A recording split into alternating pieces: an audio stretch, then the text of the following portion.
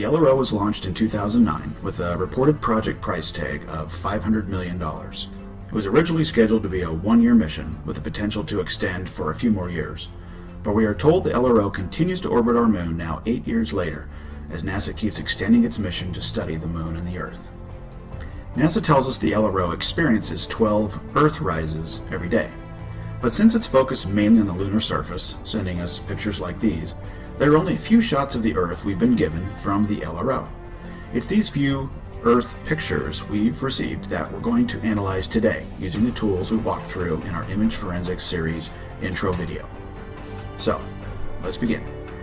Okay, we will start by downloading some of the Earthrise images from the NASA website here, Visible Earth Reimagined, the Earthrise Reimagined. So you can see this is the LRO pictures.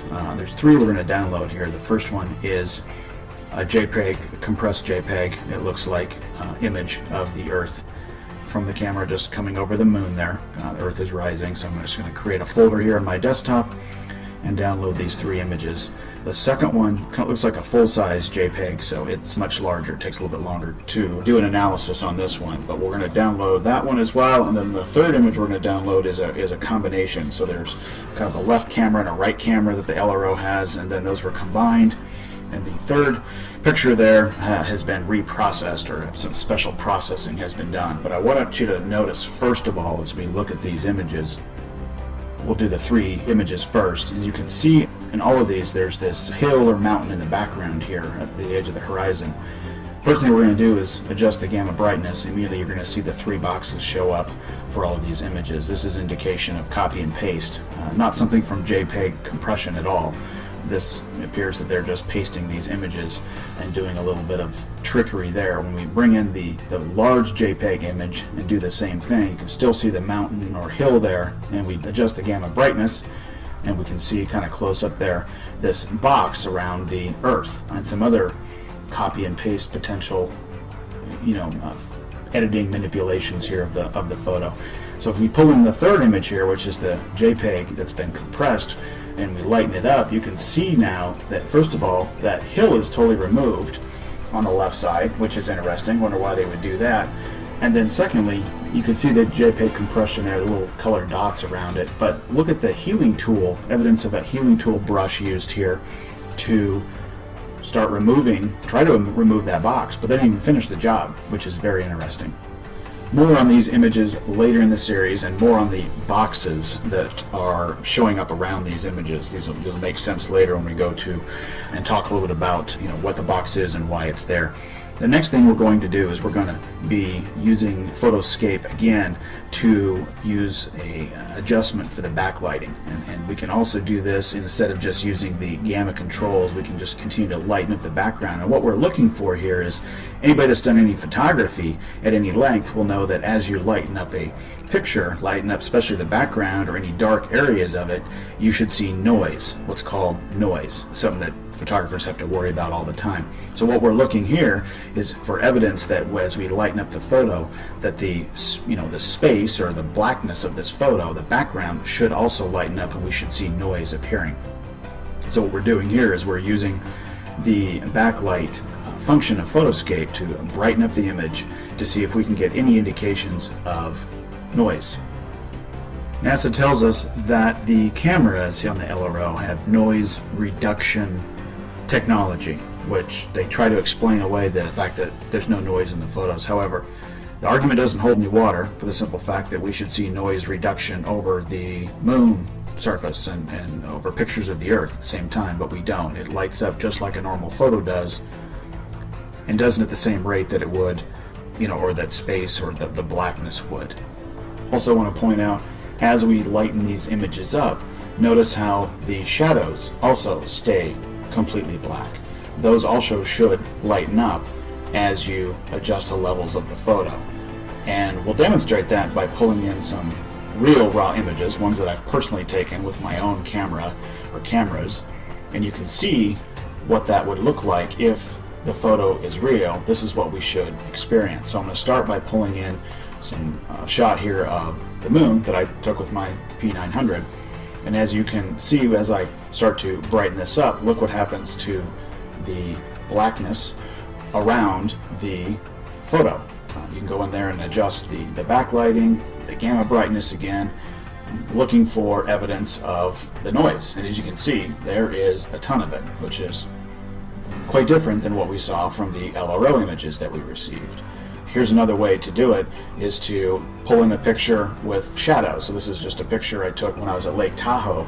There's a cool restaurant up at the top of the lifts, one of the lifts, and as you can see, the shadows there that were black in the picture are completely being illuminated by these tools. And this is what we would expect to see in a real photo. Look at the shadows there and how dark they are, and what we're looking for is noise when we brighten up the photo. You can also use, like in Photoshop, luminance curves, and you're able to adjust the colors and the luminance to see if we can, find any noise or any other potential photo manipulations. And as you can see, this is all reacting how we would anticipate it to react when a tool like this is used of a real raw image. Pull the same photo or do the same analysis in Photoscape, and where's the noise? Where does the noise appear in the photo? As you can see, these are just images pasted on a black background. Okay, for this next forensic analysis, we're going to drop the 3 JPEG images from the LRO that we received into JPEG Snoop. And this is going to, again, works with JPEGs only. It's going to analyze and tell us, does this look like this photo's been edited or manipulated? And we can see in all cases here that the program is indicating that this is a class 1 finding and it's been processed by Photoshop, been edited by Photoshop. We'll drop the second one in there, so it takes a little bit longer, it's a little bit larger photo. But again, JPEG Snoop, with its database of signatures, recognizes that the image has been processed, it's been edited, and Photoshop signature is found. These are directly off the NASA website.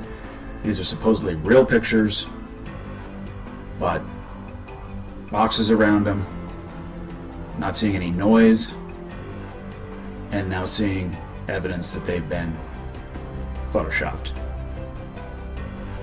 Okay, for the final portion of our analysis today on these LRO Earthrise images, we're going to use one of my favorite tools here, and that's the Forensically program. So we're going to start by pulling in, again, one of my moonshots. So we want to use this tool on an image that I know is raw and unedited and a real picture, not something created in a computer program. And as you can see, using the magnifier, what I'm looking for is, again, looking for noise, looking to see if we could see any indication of noise, which is, if you take a real picture, anything that's black, as you brighten it, you are going to see noise. And so we're going to use the noise analysis function here and wait and see if it comes back with any noise.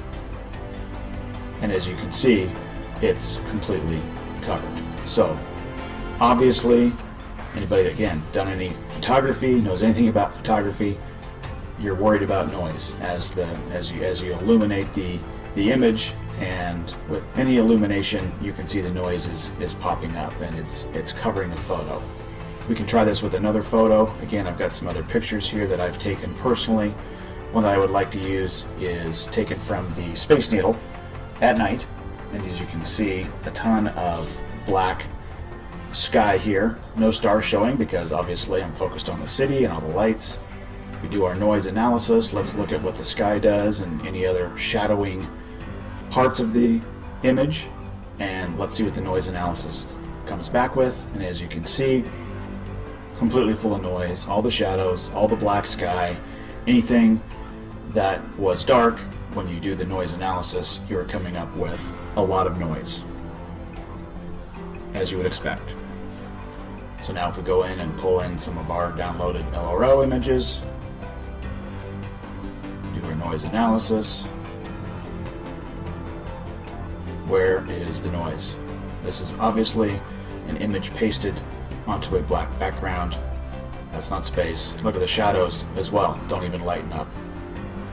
NASA, in their publications, in their commentary say that there are noise reduction filters on their cameras, which may be an argument that why no noise would show up, but if that were the case, we should not see the noise as much as we do see over the Earth and over the Moon in these images. Just another quick reminder that all of these tools are available free, and you can download them and use them today. We'll include the links for all of the tools in the video description. We'll also include the links for all of these photos so that you can download them, pull them into these tools, and do the same exact analysis yourself. We'll begin by navigating again over to the Visible Earth website on the NASA domain. Here's a handful of images entitled Earth from the Moon. The link is in the video description. These images also exist on the LRO website gallery of images, unlike the vertical Earthrise image on the Earth Reimagined page with its missing mountain or hill that we analyzed in part 1 of the LRO series. At the bottom of the page here is 3 images that I've downloaded, and these are the ones we'll be focusing on here in part 2. So we're going to drop them all into Photoscape as a first step, and the first image here, as you can see, has had text added, so we know it's been edited with a transparent text file. This image also does not have a box around it, like the ones we saw in part 1. But you can see the little dots, little colored dots around it, which is JPEG compression, meaning, in a forensic analysis of the edge here, it's revealing that it's been pasted onto a background. Okay, the second image here is the so-called original. It has no text on it, but it does have a box around it. What's interesting is that the box shows the Earth image has been very tightly cropped, as you can see when you adjust the gamma brightness. If this was the whole image originally, why is the camera capturing this image with the Earth right on the edge of the frame? And then why would NASA put it on a black background that is just a little bit larger? Okay, the third image here is the really interesting part. It's labeled as a reference map, and as you can see by the file name, NASA admits this is an infamous blue marble image. Good old Rob Simon is credited in the article too, and I'm sure you remember his description of how the blue marble was made, from the MODIS system on the Terra satellite strip data in 2004, right? Here's a brief clip with Rob explaining how it was manufactured. To us, the really cool thing was the data set. Up until that point, there was no realistic color map of the globe anywhere. So the land layer here comes from the moderate resolution imaging spectroradiometer aboard Terra. And the tricky part here was the weather. So we actually had to take clouds out. They stashed the clouds for later, went onto the ocean. That came from an instrument that measures phytoplankton in the sea. Where it was low, I colored it dark blue because they're low mostly in mid-oceans. And then where it's a little bit higher, it was like a little bit brighter green. Then add the clouds back in. There's a small problem with it because there's a very slight gap in between each orbit. So some of those are painted on. It is photoshopped, but it's has to be. Then there was another layer to sort of simulate the atmosphere. And then there's this little bright spot. It's called the specular highlight. So it's the reflection of sunlight off of water. Those are the pieces, but you can't just slap them all together. It just didn't look realistic. It looks kind of flat, or the clouds are sort of too see-through. So I just hit Command Z a lot. There's artistry to creating the world. Also, you can see the reference map blue marble image is the same exact dimensions as the second image from the LRO, 4,000 by 4,000. Again, the second image we are told is a real one, and NASA emphasizes it here on this page, that it was captured by LRO's 2 narrow-angle cameras, one on the left and one on the right. You'd think that would mean we'd see 2 halves of the picture, and maybe by analyzing it we'd have a line appear down the middle of it, or something like that, but we don't. Just a box over the whole image of the Earth pasted onto a black background, it appears. Okay, so back to the reference map. I'm going to pull it into Photoscape here, and click Object, click Photo, and the reference map I'm going to put right on top of the LRO image. And you can see when I start sliding the opacity slider here. Are you seeing what I'm seeing? Look how they fit exactly perfectly together. Are you seeing this? NASA has just taken a blue marble composite image that Rob Simon made in 2004 and simply added clouds and made it black and white. We find it really hard to believe they would even release this image and claim it was taken by the LRO from the moon. How can the image from the LRO be real if the images used to build the blue marble are real? What are the odds that this one image they snapped when they say they were calibrating the LRO's cameras in 2010 flying over the moon is an exact match, in fact a mirror image, of the blue marble Rob Simon compiled? Now, some may argue this could be explained because of the differences in cameras' focal length and point out that continents may appear to change size, like this image here that we were given, where North America looks really big. Never mind that the whole United States is a desert, and Texas seems to go all the way across. Well, they say everything in Texas is bigger. But the blue marble, we are told, was taken from strip data by the Terra satellite from 438 miles away from the Earth, and they had to combine all of the data it captured over many months from each orbit to piece together the blue marble image. But it's exactly the same picture the LRO snaps from 239,000 miles away, the same exact image size, and the edge of the Earth is the same distance to the edge of the image in both photos, and all from the same exact angle? There's no explanation for this other than the obvious. They added clouds to the blue marble, made it black and white, and just tell us it was snapped from 239,000 miles away.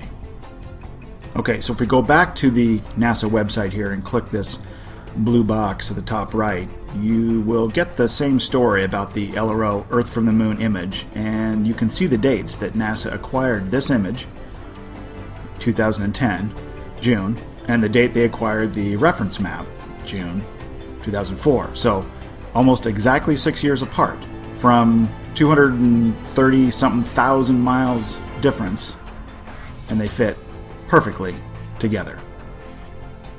Okay, now let's head over to the LRO image gallery, which sits on the Arizona State University domain. The link is in the video description. Here you can find the alleged raw images from the LRO, or real images if you will. Search for Earth here in the search box and you can find this same image, Earth from the Moon, that we've been examining.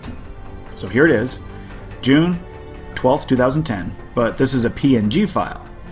It was a JPEG on the NASA site. You can also see the box at the lower right with the text in it. And if you remember what the JPEG looked like, with the same part of the image missing, NASA said it was cut off because the prediction of the exact time when the camera's field of view would cross the Earth was off by a few seconds. Alright, we'll put the PNG file we downloaded from the LRO image gallery now into Forensically, and use the string extraction tool, and guess what we see? Evidence of Photoshop signature. So much for a raw or unedited image. If there was a court battle and these pictures were submitted as evidence, forensic scientists would be scrutinizing these images, and they'd find the boxes around them and see evidence it was in Photoshop by the signature, and look for noise and look at the edges and the illumination, and these just wouldn't fly in court, in a court of law. They wouldn't even be accepted as evidence. They would be debunked immediately and thrown out. But so many of these images in the LRO image gallery don't have any noise. So many that it creates a strong, reasonable doubt about the validity of the claims these are real images. Okay, for the final point we will make here in part 2 of our analysis of the Earth images we are told are captured by the LRO, allegedly, we are going to focus on the subject of ambient light. Ambient light means light that is already present before any additional light is added. It's natural light, so to speak. To provide an example, I'm going to drop one of my moon images I took personally with my P900 into Forensically, and by using the level sweep slider, you can see this halo appears around it, and that's its ambient light coming off of the object. Now, whether you believe the ambient light is created by the moon or is a reflection of sunlight, that's not something we're going to debate here. The point is the light is coming from the moon, and as you get further away from the light source, as you can see here, it just gets darker and darker. Alright, now let's pull the PNG file of the Earth from the LRO gallery and do the same analysis and look for ambient light. We should see all kinds of ambient light emanating from the Earth, with 70% of the Earth being water? Think of the amount of light reflection we should get as opposed to the moon. All the water and the air reflecting sunlight, but no ambient light in this image whatsoever.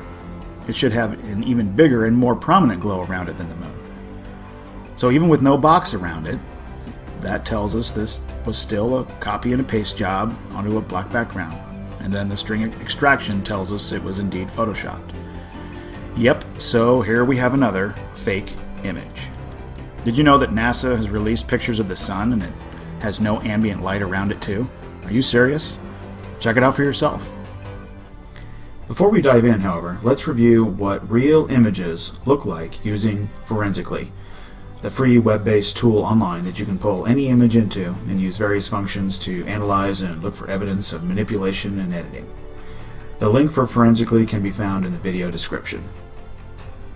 Okay, so to begin, I'm going to pull in some more moonshots that I took with my P900. Where I like this first shot, I'm going to analyze. You can see the clouds in front and behind the moon, which is interesting. So what we're going to focus on today is the noise. And as you can see, when I click on the noise analysis function here of Forensically, you see very consistent pattern of noise over the entire image, really. The trees that kind of frame the shot, the moon itself, and then obviously the large area of sky shows nothing but large areas of noise in a very consistent pattern.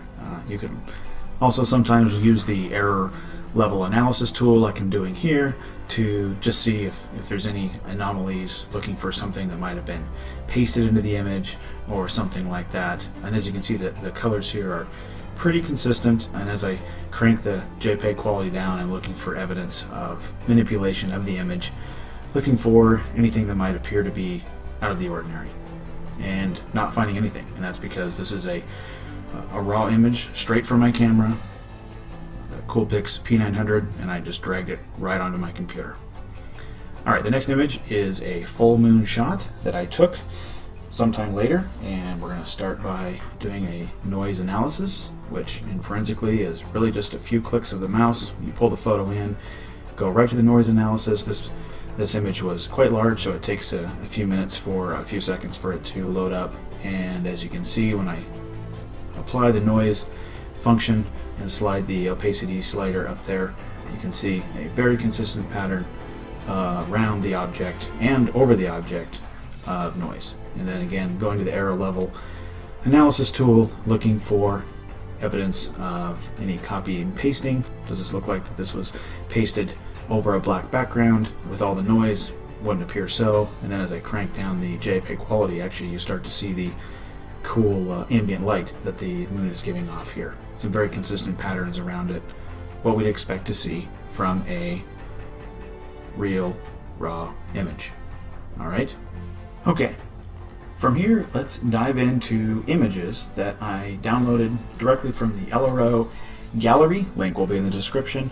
Picked out some very interesting photos here. There's tons of photos on there, but I picked out the ones that I thought were the most interesting. We're going to pull these in one by one, and we're going to do our noise analysis, and in a few of them I'm going to do my ELA analysis, and I'm looking for what you just saw. I'm looking for noise. This photo here, as you can see, of an interesting shadow, kind of a cone-shaped shadow, but when I pull the or apply the noise function, where's the noise in the shadows? And that's the problem with these lunar images. I'm going to just start right off the bat by stating these shadows appear to be completely just added after the fact. They don't appear to be natural whatsoever. They are simply modifications to the image itself. And as you can see, when we are pulling these images into Forensically, when we are applying the noise function, the ELA, error level analysis, we do not see consistent noise patterns. We're seeing evidence of manipulation to the image, things added, and that's what we find in tons of these photos in the LRO gallery. Here I even go into the luminance gradient and looking at the interesting patterns, and not seeing any texture whatsoever in some of these parts of the photo. Let's pull in the third one here, and these get very interesting. As you can tell, you see some shadows there, and just look at the edge of the shadow there. You see how it's not very sharp. To see, it almost looks like it's a kind of a fuzzy shadow there, that would tell me that the object that is casting, or the surface there that's casting that shadow, would also have that same effect. It's not sharp at all, which is interesting. Then when I slide the opacity slider up, you can see some noise, you can see lines of noise, but what are these boxes? What is that box there, and why isn't the noise consistent throughout the entire shadow? This is clear evidence of photos that are manipulated, things that are being added after the fact. We don't see any consistency at all. You see a number of anomalies, irregularities in the photos. What's that perfect rectangle doing in the bottom of that photo? If we go to the ELA, you can see the colors even provide a little bit more of a contrast to see the irregularities in this photo and the shadows that are clearly added after the fact. Does that look like the real images that we analyzed at the beginning of this video? As you can see, very, very different. All right, we'll go to the fourth one. Here's a couple of what it looks like islands in the sea, but these are supposed to be obviously peaks, not in the shadow. You can see some noise in there. As you can see with the magnifier, you can see that some noise is showing up. So as we lighten up this photo and bring the noise to the surface, you can see parts with some consistent noise, and then it slides into parts that don't. And as you recall from those other photos that we did, a very consistent noise pattern, but these photos of the LRO, nothing of the sort. Very, very weird stuff going on here. Alright, moving on. This is a very interesting one because of the fact this shadow has a kind of a different edge to it. The very left of the shadow is pretty sharp, and then it gets into kind of a blurry edge to the shadow. You can see the other shadows there not showing any noise. When I increase the opacity slider up, looking for noise and not seeing any. Completely black. These are obviously added to the photo and not occurring naturally. We do the ELA, and what is going on with this shadow? We've got a shadow in a shadow. Got some very, very weird stuff going on here. Very inconsistent with what we would expect to see of a real photo. And as you can see, as we use the ELA analysis, we can really put a contrast in the different areas that had been shaded. My guess is that they started with a smaller shadow and then decided to expand it, and we've got some layering going on, and I think that's what the ELA is showing us. Alright, moving on to the next photo. This also shows kind of a sharp edge to the shadow, and then it gets a little bit softer, a little bit blurrier, not consistent at all with what we would expect to see in real life. And you can see a little bit of noise in there, again, using the magnifier. What we're going to be looking for, again, is consistency in the noise. So as I crank the opacity up to see where the noise is, you can see a little bit of inconsistent noise, but not really a pattern to it at all. Some parts with and some part not. Sometimes, again, we have to use the ELA to lighten up parts of the shadows, be able to use a contrast of different colors. And so as we crank down the JPEG quality, raise up the error scale, we can start to see the differences in the image. And some really, really weird stuff going on here. And this is clear evidence of photo manipulation, editing of the photo, and then being told that this is real, and it's nothing of the sort.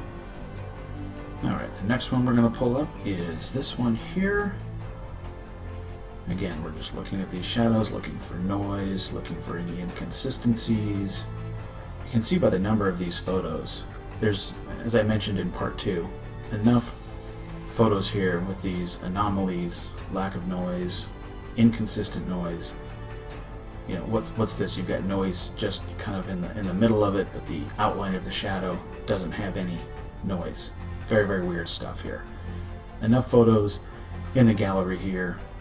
As you go through them, what you're going to find is enough to, bring enough reasonable doubt for any, reasonable person that's looking at these, that they're full of inconsistencies and anomalies and don't appear to be real whatsoever. So here's an image that is throwing a big shadow, a peak, with a large shadow. So let's do our noise analysis here. Don't see any noise with the magnifier. Looks just like black pieces that have been pasting over it.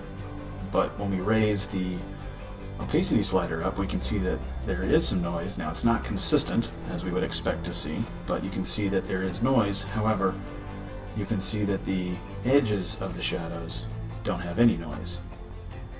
So a for effort there, NASA, trying to add noise. It looks like you missed the edges of the shadow. Next time, you're gonna have to try a little harder. Alright, just a few photos left, and we will wrap up for today. Let's pull this one in real quickly, just looking at a couple more shadows of some areas that are hidden from the sunlight. Again, as we would expect, seeing a pattern here of no pattern of noise. This one here that I'm pulling up now reminds me of Yoda. Looks like Yoda with some ears there. This whole photo is mostly a shadow, but as we do our noise analysis, as you can see, no noise showing up in the dark areas. Completely fake photo here. Fake shadows. Not what we would expect to see in the slightest. We do a little bit of an ELA analysis now and look at, this consistent color, the gray and the purple and the green for that huge area. That just tells us that's just basically black paint that's been added to the photo. Alright, the last one we're going to look at here from the LRO image gallery. Looks like an island here surrounded by nothing but shadows. Obviously a higher peak. And our noise analysis shows, again, nothing but blackness, no noise around the image. In fact, as we do the ELA analysis, we see very straight edge there. This coloring around the image shows clear manipulation, and an edge that was added later as the shadow was added. These pictures are completely fake, but they're on the LRO image gallery, and we're told that these are real images from the LRO that have been sent to us by a camera that's been sailing around the moon for like 8 years or something like that. You be the judge. Alright, before we wrap up, I've got a little treat for you. Here is a image that I wanted to share with you. It's an image of the Earth, and as you can see, just floating there in space. And I want to show you that I did find one that has some noise in space. So I wanted to show that to you, and I'm going to slide the opacity slider up, and as you can see, a very consistent noise profile. So maybe this is a real image. Maybe this is one that we could say, we can't really debunk because of the fact that it's completely full of noise. Maybe this is a real image. When you go over to the ELA and we start cranking down the JPEG quality, we can see, what we would maybe expect to see. Again, look back at those earlier images that we analyzed, but I've got a little confession to make. What I simply did was I went into Photoscape and I created a image with a black background, and I just went to the filter and I went to the noise function and I just added noise. Added some noise, and then I pasted a picture of the Earth right on it, and I saved it, and I pulled it into forensically, and I did a noise analysis, and you saw what happened. Nothing but noise shows up. So this stuff's easy to fake. I'm wondering why the pictures that we get from the LRO and these cameras don't have any noise. Food for thought. Discover was launched by SpaceX on a Falcon 9 in February 2015, and we are told that approximately 100 days later, it arrived at its position in our solar system called the L1, Lagrange point, where there's a perfect balance between the Earth's gravity and the Sun's gravity that will keep the Discover satellite in a perfect position to always view the sunlit side of the Earth at about 1 million miles from our world, and then allow it to capture complete images of the Earth. No more so-called composite images are required to piece together what the Earth looks like in its entirety. We finally got that one camera pointed at the Earth, sending us real images, right? Well, let's see if we start examining the pictures we are told are coming from Discover and its Earth Polychromatic Imaging Camera, or EPIC for short. Do they appear to be real? Or will we find more evidence of NASA manipulating or editing the images? Just a quick note that the Discover satellite is operated by the National Oceanic Atmospheric Administration, or NOAA. It was handed over by NASA after its launch with the intention of the data that Discover captures aiding NOAA's Space Weather Prediction Center forecasters and giving them more reliable measurements of solar wind conditions and improving their ability to monitor potentially harmful solar activity. Truly, a modern marvel this machine is. Okay, we will begin by going over to the Galleries page on the Discover EPIC website on the NASA domain. The link will be in the description. We're going to focus on the Lunar Transit series from July 5th, 2016. You guys have seen this animation before. This is, I think, one of two that they did kind of in this format.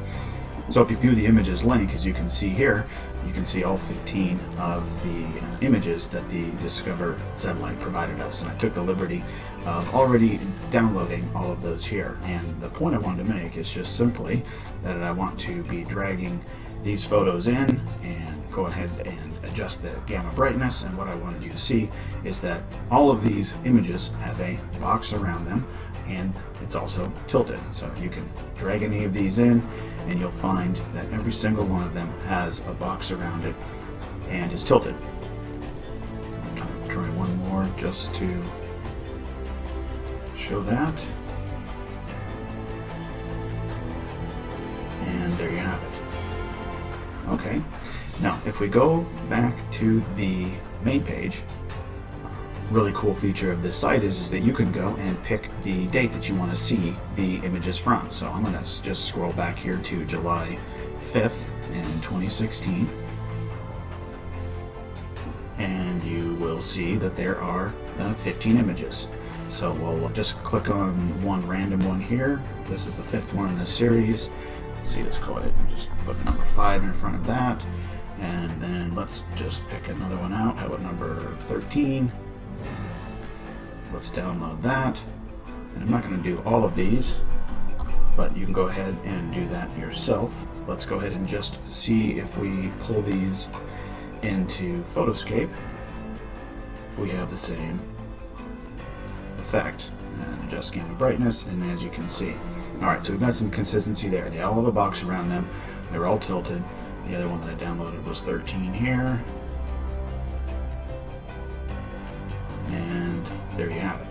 Okay, so if we head back to the date gallery here, what I'm going to do is I'm going to go to the day immediately before, which is July the 4th.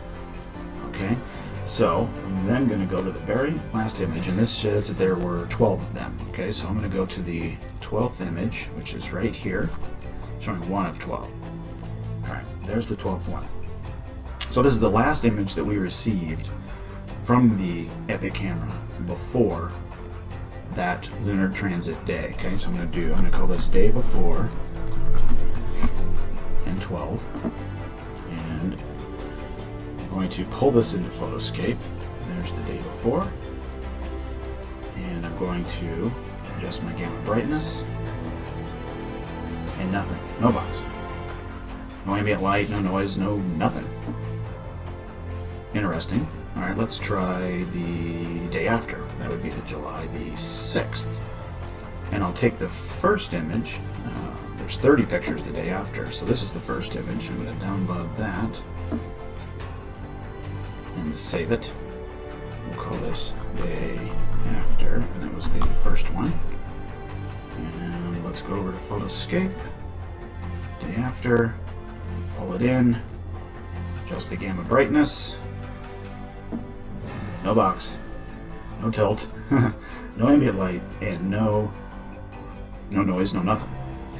So just like the LRO, when there's another object introduced into the image, there's a box around it. In the case of the LRO, when the Earth was introduced to the image, there was a box around it and it was tilted. In this case, we don't have any boxes, and you can go back and look at all the images on the day before and the day after, pull them into Photoscape here, and you won't find any box. But just that one day with the lunar transit, with the moon coming in front of the Earth, every image in both galleries have a box. So, curious. Okay, let's head back to the gallery page for just a minute to discuss the description here. July 5th, 2016, the moon again passed between Discover and the Earth. Epic snapped these images over a period of 4 hours, blah, blah, blah. Okay, what it does not mention here is any special processing or reprocessing that has been done. If you go down and look at some of these other galleries, you see, hey, reprocessed images, reprocessed version, things like that. And so let's touch on what that even means. Reprocessing, basically what it's saying is that these images were enhanced, that the colors were enhanced. It does not mean it was a composite image. The Epic camera itself has 10 different channels that are all combined into one image. That doesn't mean it has 10 different cameras or 10 different shots that it's actually taking. It means that each of the channels are used to detect different things about the Earth, and they do it over 10 channels, from ultraviolet to infrared, we are told. So they combine these channels together to make a picture for us. A composite would be capturing an image over here and then capturing an image over there, different pictures, and combining those into one image. My Nikon Coolpix P900 shoots in 3 different channels, RGB, red, green, blue. When I snap a picture, it captures my image on those 3 channels and makes one image. It doesn't take 3 different pictures and combine them into a composite image. And either way, whether it's one image or 10 different images, it won't result in boxes. We are told the Epic's radiospectral radiometer camera is taking one image using 10 different channels, so that in no way would explain why there's a box around an image that includes the moon, and then another image the day before or after with no box.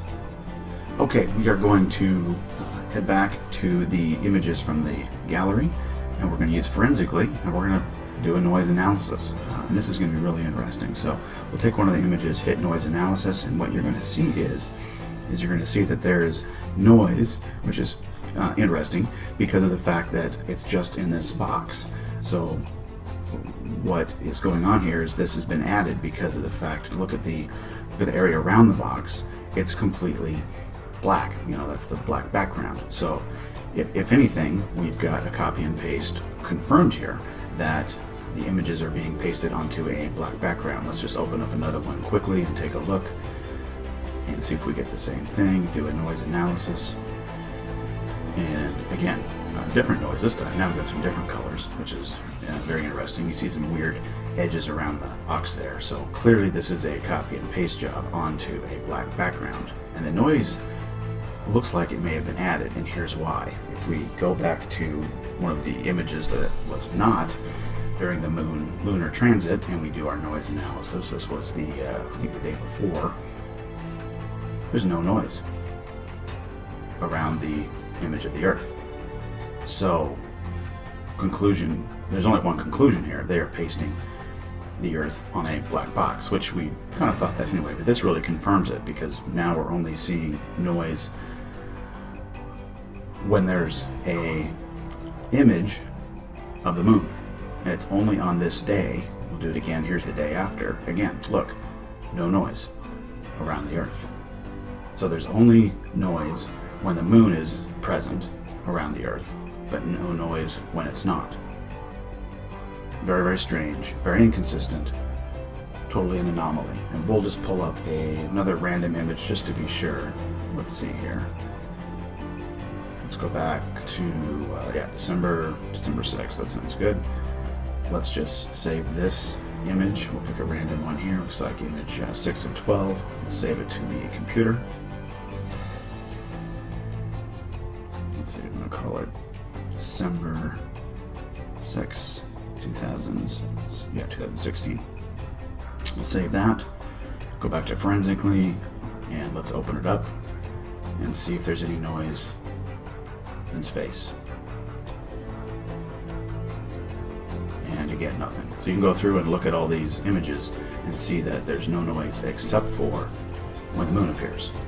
And it's in a box. If you believe the tilted box with noise added later was actually a real picture, even though none of the other Epic images contained boxes or noise, why do you think NASA, or the NOAA, who is managing the Discover satellite, would take the time to cut out the picture of the Earth and paste it onto a black background? We are told the Epic camera shoots a square image, 2048 by 2048 pixels. So the image we receive should be a square, not circular. Or you wouldn't see the moon approaching the Earth and leaving the frame unless it was right in front of the Earth. So there's no other logical explanation other than the images of the Earth are all pasted onto a black background. Okay, let's get into Discover Part 2 here with the other gallery of images for a different lunar transit series, this one from July 16, 2015. Part 1 was the lunar transit images from July 5th, 2016, so it's easy to get the dates confused. The first thing you will notice here is that it says the images from this gallery are reprocessed, which, as we discussed in Part 1, just means the colors have been enhanced. So I've taken the liberty to download the first 7 images from the gallery because that is where we immediately found something rather strange about these images. Before we get into those, on a side note, when you go into the page where you can pick the date you want to see the images from, and you go back to July 16, 2015, it looks like we didn't receive any images from Discover that day. Very strange. Okay, time for the big reveal. The first 7 images are what I downloaded from the gallery, and here's why. Not going to use the first one because I don't think the object shows up there. I'm going to start with the second one, and very simply going to do what we always do. I'm going to go to the gamma brightness, and we're going to pop this thing way up. 1, 2. So we've got 2 moons. Weird, huh? Alright, let's go to the third one.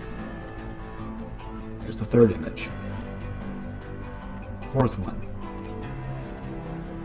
Different color, but the same shape. And if you measured the curve here and here, you'd find that. But we're seeing that there's an edge here where the moon is coming into the frame. And we've got an edge here where it looks like another moon is leaving the frame. Very odd. Here's the fifth one.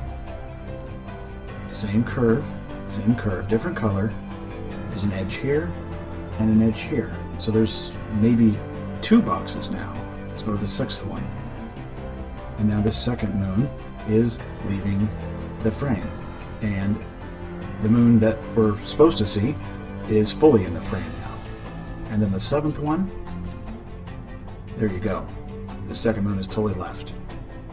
Okay, as we wrap up part 2 of our analysis on the Discover satellite lunar transit from 2015, we're going to be pulling our photos that we've been analyzing today into forensically, looking for noise and ambient light. So we should see if a real picture is taken and you do this analysis, you come up and slide the opacity slider up and you see noise. This is a classic example of noise. Here is the object, and the dark areas or space around it should all have noise. And then for the ambient light, you want to slide the opacity slider up. Oops, that was too far. And then start increasing the width.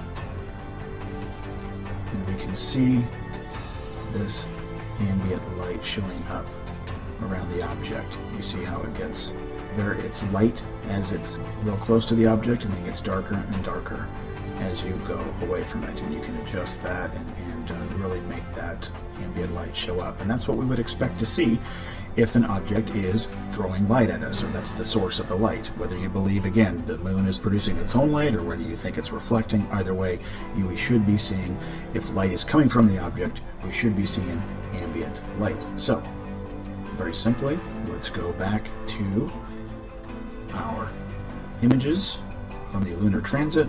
We'll pull in number 3 to start. Start with the noise analysis. And as you can see, noise over the objects, in this case, 3 objects, 2 moons, 1 Earth, but no noise in any of the dark areas of space. Okay? Very, very odd. Go to level sweep. Looking for ambient light. Again, if we crank this up, we should start seeing evidence of the ambient light appearing around really all of the objects, and we see none. Same conclusion, same results, same conclusion. Ambient light is not present. These objects are pasted onto a black background. We don't see noise. We don't see any ambient light. Before we present our findings from this series of images, I wanted to point out that the images from the date section of the Epic website are supposed to be raw or unedited. And as we've pointed out, we sometimes see NASA states that the images over in the gallery are reprocessed, quote-unquote reprocessed, which means essentially that they've been enhanced color-wise. The images from the date section are supposedly not reprocessed. Some people may argue that NASA doctors up the photos before they release them, but that they do retain the originals. However, we've started asking for the originals directly from NASA, and they do send us the images we've requested. But the problem is that they send us the same thing as what they released online. Sometimes it's a larger file, but it's the same image and has the same problems that we've been pointing out. Okay, so I've downloaded the first handful of images from the gallery section of the solar eclipse on March 9, 2016, and I'm going to pull them into Photoscape and adjust the gamma slider here, and lo and behold, as expected, we have a tilted box that has been pasted onto a black background. Nothing new here. It is a prettier shade of lavender though, and looks better than the dull gray color on the lunar transit images.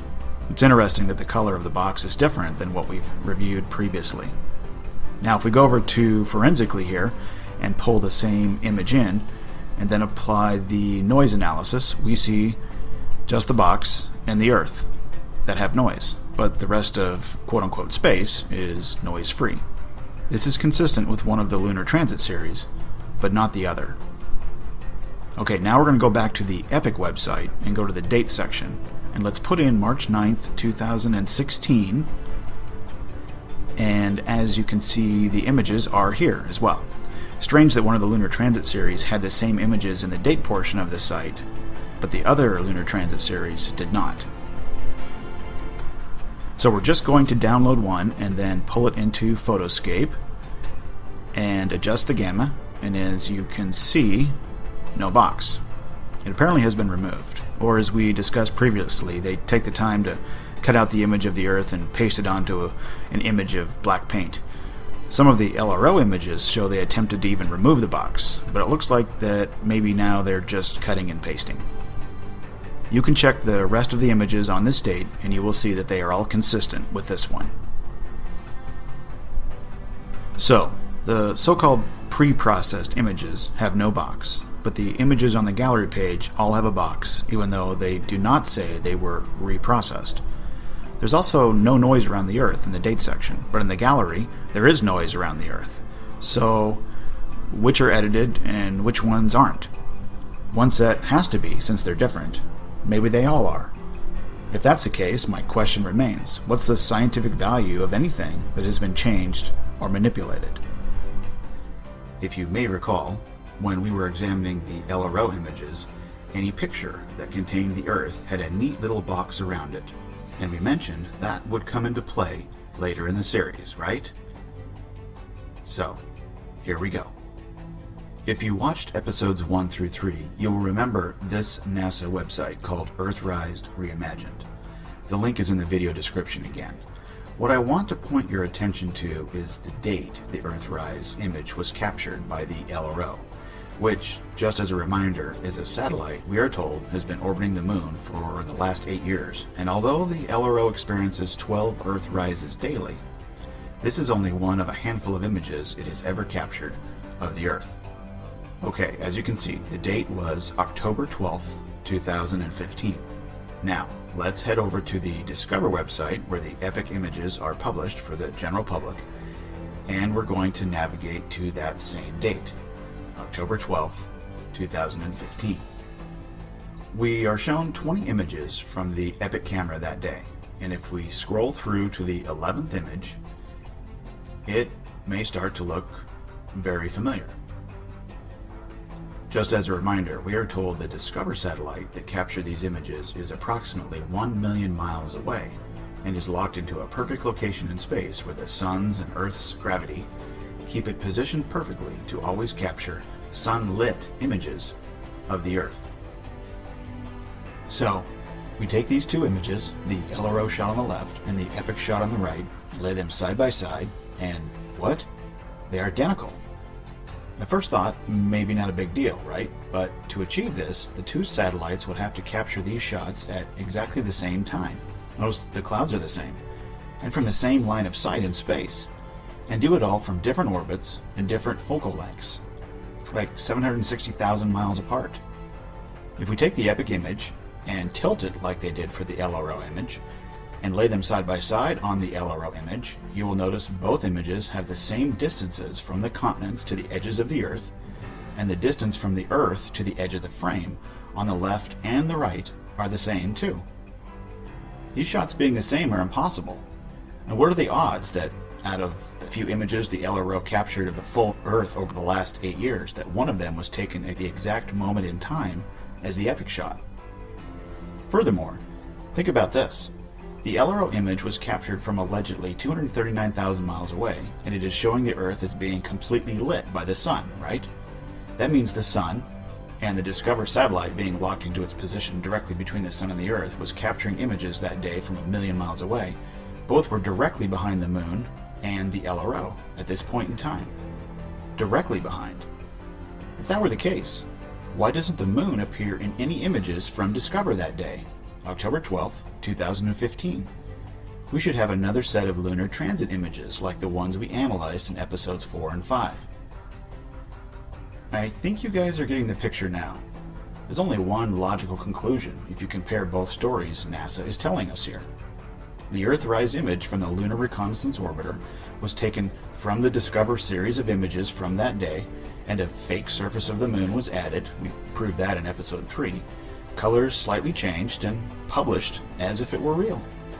Same box size, same Earth size, 2 satellites supposedly floating out in space, and at the same exact moment in time captured the same exact image, one from 239,000 miles away and the other from 1,000,000 miles away.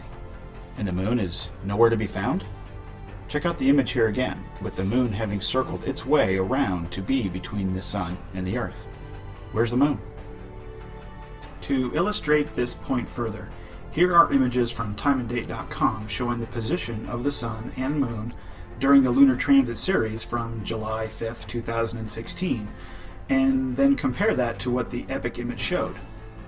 And then here's the Lunar Transit series from July 16, 2015, and then what the epic image showed. Both of those do make some sense based on the images that we were given and what timeanddate.com gives us. Now, if we punch in the date of October 12, 2015 into timeanddate.com and time it so that the sun is directly over Western Africa, like the LRO and the epic images appear to have been taken from, you can see the moon should be right there in the epic line of sight. If you think that the LRO was too low and was looking up at the Earth to get its shot, then the images would not have the same angle.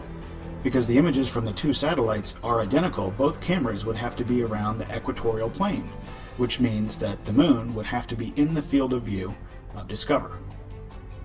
The epic camera field of view is also quite a bit larger than the Earth's diameter, a few thousand miles on all sides. But hey, since NASA is removing all backgrounds, maybe they've been removing the moon from their pictures too. We are told that this is how the moon's orbit works, and you can see how small an inclination its orbit is around the Earth. Compare that to this NASA diagram showing the epic camera field of view. We should have received a lunar transit series every month from Discover, and we should see the moon passing behind the Earth, approaching from one side and then appearing on the other side as it leaves the frame when it passes through the epic field of view. Shoot, NASA even admits to calibrating the epic camera by facing the moon, but we never see it except for a few days in epic's history. And it's allegedly sending us images every 30 to 60 minutes from 1,000,000 miles away. Here's a picture from what we are told is a geostationary satellite operated by the Japanese meteorological agency called the Himawari. It captured the moon as it passed behind the Earth. How come Epic never captures the moon appearing from behind the Earth? In this video, we're going to expand on the question why we rarely are given images from the Epic camera on the Discover satellite from 1,000,000 miles away, rarely get images that contain our moon. To date, we've been given 2 lunar transit series, July 16, 2015 and July 5, 2016. The image gallery on the Epic website does contain a short 11-second video showing the moon pass behind the Earth, which is strange in of itself because it appears the Discover satellite changed its orbital path to lock onto the moon for a time being, when we are told it's supposed to be positioned consistently between the sun and the sunlit Earth at all times.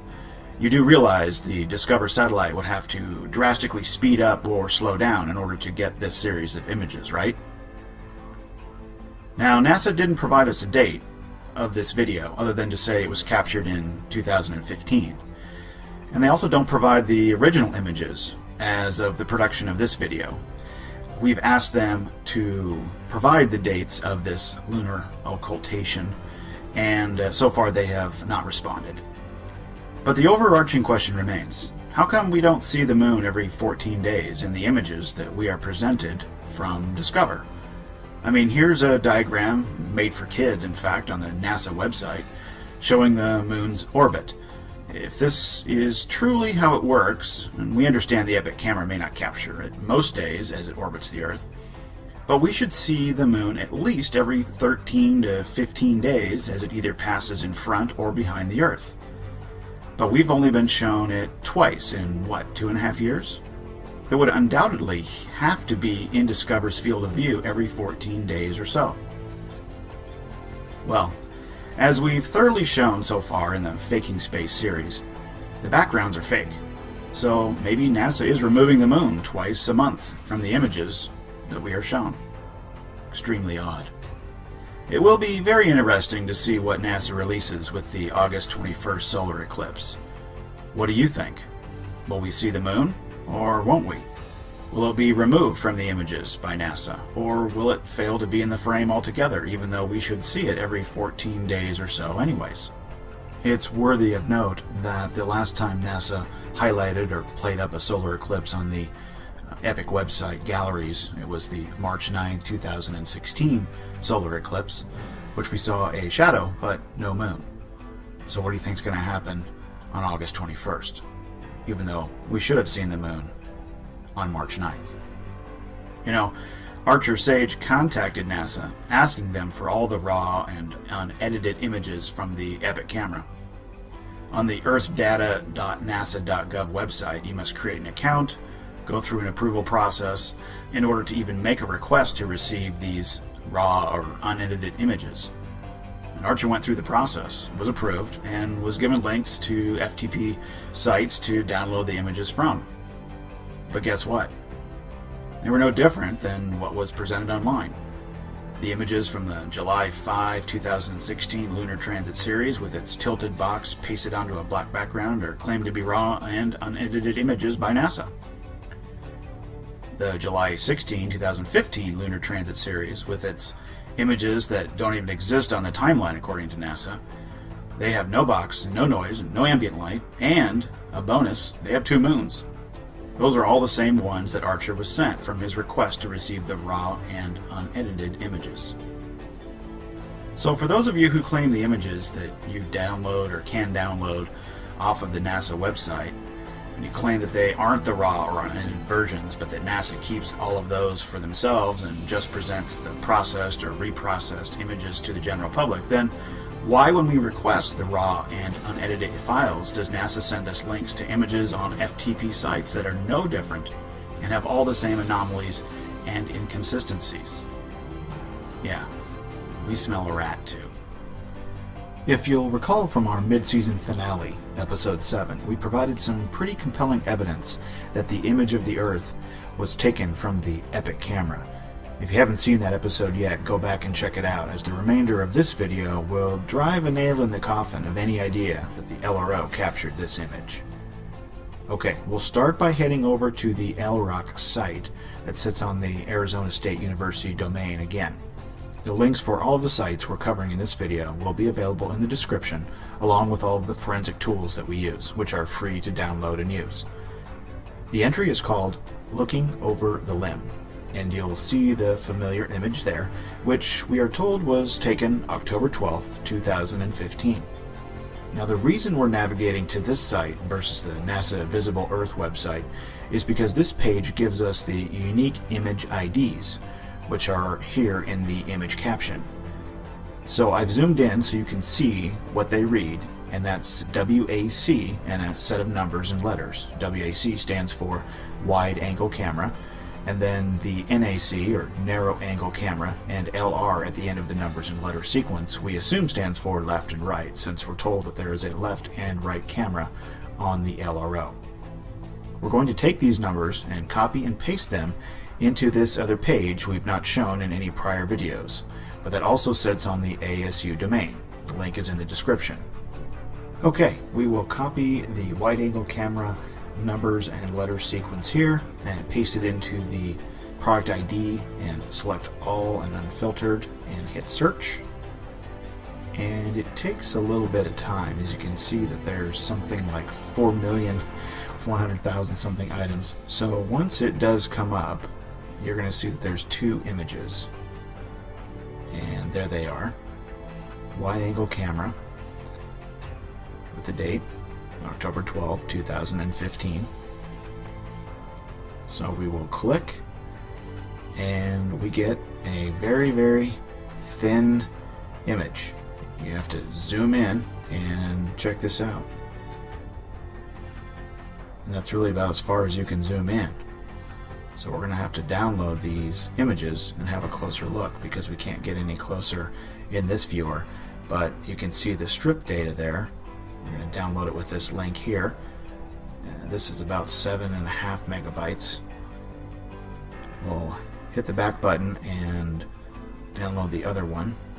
View it first. As you can see, it looks pretty much the same. We'll zoom in there. You see the Earth, and you can see that there's strip data like we would see from the satellite images that we would get. So we'll download this one as well. It's the bottom of the 3 links. These are TIFF files. It's a little bit more than 7 megabytes. Alright, let's head back and grab the narrow angle camera. Don't copy LR. It won't show up. So just paste that in there, hit all and filter for both of those, and hit the search button. And it looks like the product ID. Alright, so we will see what these look like. Very, very strange. These are supposedly the raw images from the LRO. We'll download that. And now this file is a lot bigger. This is 27 megabytes. You can see it looks kind of the same. This is from the other camera, the left and the right, allegedly. Doesn't appear to be strip data like the wide-angle camera was. It had lines of images. This looks like it's just a really compressed, smushed image. So we'll download that one, and then we've got our 4 images.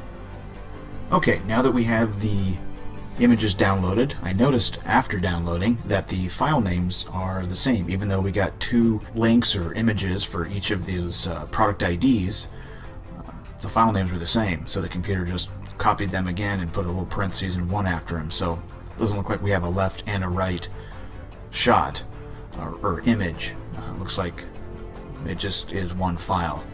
So that's kind of strange. If there's 2 cameras, why did we get 1 image? But when you double click them, and I had to use my Windows Photo Viewer here to be able to zoom in as far as I needed to be able to see what we actually have, and you can see there is what appears to be the Earth.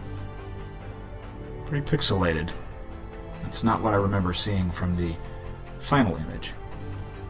I don't even know what these little light orbs are that are next to the Earth. And then you can see the strip data here, so I assume that each orbit is that's what it captures.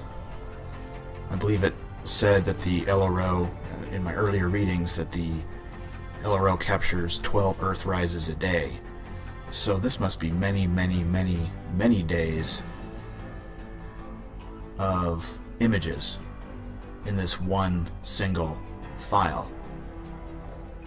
In fact, as you scroll through the Windows Viewer here, it has to show you the top and the bottom. As you get further down it, the quality gets even worse and even worse. So you'd have to go to the first page, if you will, and then start to scroll up, I believe, to get to the highest quality, is what it appears here. So we'll do that. See if the image of the Earth improves at all, because what we're seeing here is, I don't know how you can make out any detail whatsoever, and it's certainly not in color. And remember, this is the wide-angle camera, which is where the color comes from. So there's the very top of the image, and that's as clear as the Earth is going to get. So if we go back to the final image that we got, it looks quite a bit different. Look at the detail and the color. There it is. The Earth. Super sharp, brilliant, colorful. The detail. Here's what the raw image looks like from the LRO. Do you see the difference? How did they get that image from that? That's crazy. These other two, or this other image that was from the narrow angle camera, which was, looks like just the surface of the moon. I won't even attempt to open because it crashed my computer. But what I was able to do was to resize the image 5,000 by 5,000, and this is what I found. Looks like I'm not sure which way it goes. I think this way. Looks a lot like the other LRO images, which was very interesting in our previous video of analyzing the surface of the moon that the LRO images were giving us. So if we kind of compare these two, pull the lunar surface in here from the final shot, and here's what the quote-unquote raw or unedited looks like. See if we can get these side by side. I guess that's the mountain at the bottom. Still a little bit of a stretch to say that these two images are the same, but I can see where that is a lot closer than what the Earth image looked like. It's interesting also, it says that TIFF file is 300 megabytes, but the one we downloaded was 27. Also wanted to point out the wide angle camera is Earth only, it says. There's the Earth, but also in the shot was the moon. Maybe they just used the Earth from that shot. Maybe that's what they mean. There's the moon. There's the Earth. Take the narrow angle camera, was the Earth and the moon. There was no Earth in the images from that camera. The bottom line here is that the evidence points to this breathtaking Earthrise image that NASA played up big time 47 years after the famed Apollo 8 Earthrise image that NASA says was captured by the Lunar Reconnaissance Orbiter on October 12, 2015 is nothing of the sort. It's clearly a copy and paste job from the epic series of images as we explained so well in episode 7. Isn't it convenient that the Discover satellite was launched in February 2015 and then allegedly started providing us daily images in July of 2015. Then a few months later, the LRO provides us this beautiful Earthrise image, yet only 6 years after it allegedly started providing images from the moon. Alright, a couple of final points to make here before we recap the LRO image analysis that we've covered so far during Season 1 of Faking Space. Number 1, note the ridiculous size difference between the Earth in the raw LRO image versus the one in the final version. Number 2, I've rotated the raw LRO image here so that it matches the final version orientation. Look at the white clouds and where they are, and then compare those to the final version, and you can see that it isn't even the same picture of Earth. Number 3, the infamous hill that was removed, it didn't even exist in the original raw image, but then was later added and then removed for the final version. What gives? And finally, number 4, you may be asking why we didn't use forensically to analyze these images, because you can't use TIFF files with that program. We would have had to convert the files to JPEGs and then resize them pretty drastically, which would have resulted in compression artifacts, thus making any analysis inaccurate, because it would have resulted in the image being tampered with. Now, we are going to be downloading and analyzing images from the FTP server on the Russian Space Agency's domain, which you can see here. They provide you the link, and they give you a login ID and password, which are both simply Electro, E-L-E-C-T-R-O, and you can access all the same files. We'll be using the images from the Electro L2, which are the most recent, and they are posted about every 30 minutes. And what we found, and this is where we're going to start the video today, is that they're pictures of the Earth on the night side. The satellite is supposedly always pointed at Russia at 20:30 or about 8:30 p.m. Russia time always have this very, very weird effect. We are told the electro is 36,000 kilometers, or about 22 to 23,000 miles above the Earth, and is able to get a full picture of the disk. That's right, the Russian Space Agency seems to always call the Earth a disk when referring to the images electro is capturing. Now, the electro camera is allegedly 121 megapixels, so we're supposedly receiving, the highest resolution images of our world.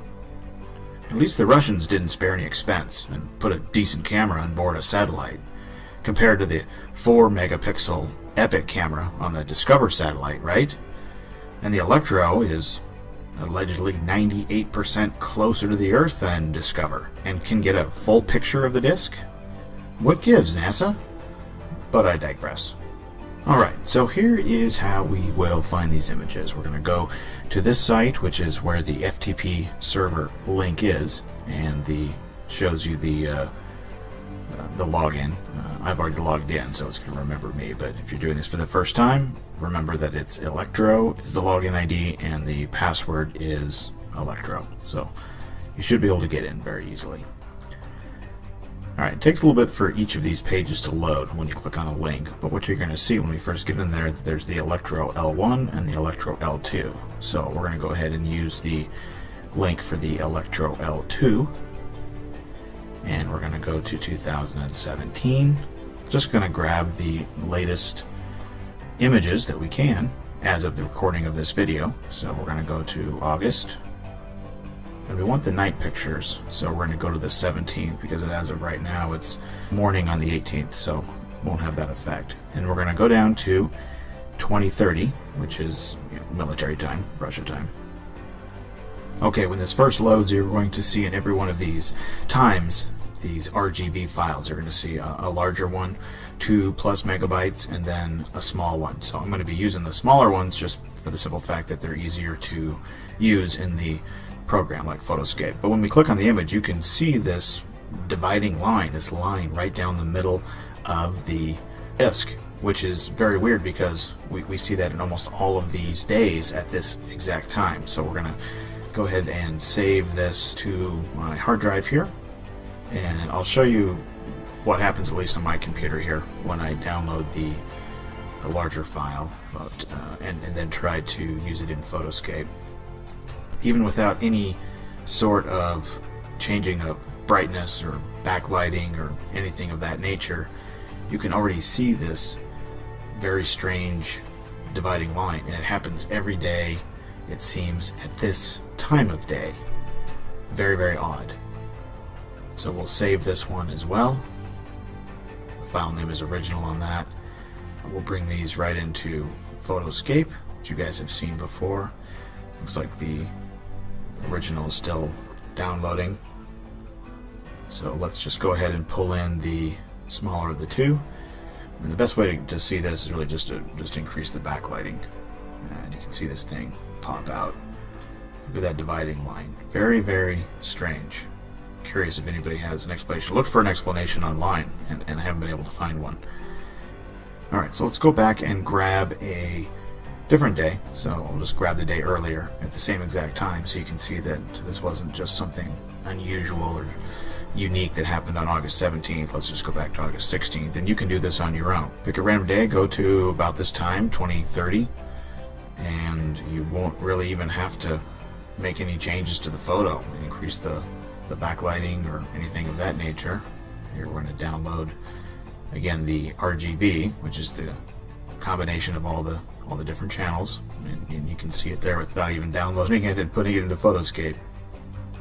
Very, very strange. Alright, the other point we want to make here is, as you're cruising through the FTP site here, no matter which day you click on, let's pick another random day. How about the 10th of August? In each of the day folders, you have all of the times, as you saw. So no matter which time you pick, we'll just pick a random time, 6:30. And you can see in each of the time folders, they have all of these JPEGs, 1 through 10. Well, if you click on 10, in every one of these folders, here's what you get. a white disk. Every single folder. We'll go back and try another one.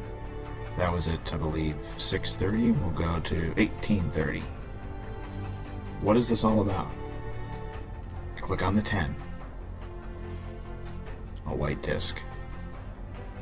Go to a different day. We'll pick August 2nd.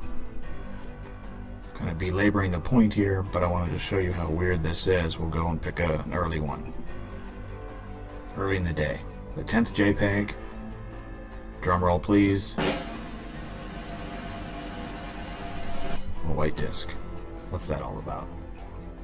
Alright, and finally, obviously we would be remiss if we did not drop the photo into forensically, and that's what I've done here, looking for noise and ambient light, and not surprised, but we see pretty much the same results as we did with the LRO and Epic images. The background, the space, has no noise, there's no ambient light. This is obviously pasted onto a fake painted black background. Doesn't react at all like a real photo should.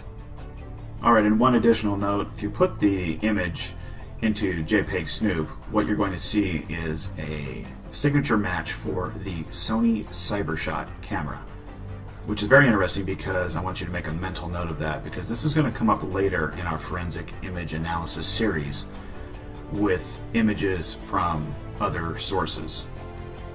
It does match potentially some other software programs, compression signatures, but JPEG Snoop is saying it may be an unknown software program. But keep that in mind, that's Sony CyberShot. Okay, here in part 2, we will be accessing the same FTP server. We're going to navigate through the links to the Electro L2, then 2017, and then the month of June, and go to June 20th.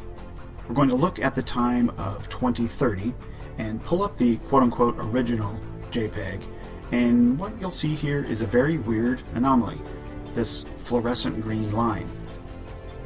You can also hit the back button and go to 2000 hours, so 30 minutes before, and see an even larger green anomaly, a green line that looks like multiple lines here. And then the subsequent time folders, you'll sometimes see these weird green smudges all over the disk at various places. This appears to happen on other days as well, but always when the light is starting to go away or behind the disk as Roscosmos is presenting these images from the Electro L. And all of these anomalies, from the green line, green smudges, and the weird dividing line we showed in part 1, all happen with the night images only. If we put the photo in Photoscape, and we use the backlighting feature, we can see the weird dividing line again, which is very strange. You may argue that the weird green line is some sort of glitch when the different channels of the camera are combined, but then you'll have to reconcile why it doesn't happen with every shot, and never during the quote-unquote daytime images, and only when we're seeing the dark side of the disk. The other point we want to make here is that, as you've seen, every single time folder contains 10 files, and then the RGB is the combined one. The other images, JPEG 1, 2, JPEG 3, etc., all have some colors, and some are black and white, and some have clouds. So, if these are all the different channels, how come when they combine all the images, the clouds disappear? Apparently, we can see the clouds all over the dark side of the disk. Each folder contains a few pictures of clouds all over. But when all of the data is combined into one image, the clouds on the dark side disappear? Very strange. And of course, if you put all of these images into forensically, you'll see no noise, no ambient light, meaning they are just pasted onto a fake background, a black background meant to be the infinite vacuum of space. Extremely weird stuff going on with these images from the Electro L2. Alright, that's a wrap on part 2 of the Electro L and episode 11 of Faking Space, our forensic image analysis series. That means we've come to the end of season 1. We hope you've enjoyed what you've seen so far, and we hope you are doing some of your own forensic analyses of photos that we are given by NASA and the other space agencies. We have a ton more in store, so we will be producing a season 2 of Faking Space. which will cover some of the other space agencies, a ton more from NASA, including images from Mars, our moon, and the more recent images from the TRAPPIST system in NASA's exoplanet exploration. You won't want to miss it. So with that, thank you for watching. On behalf of Archer Sage, this has been Paul on the Plane. We'll see you next season.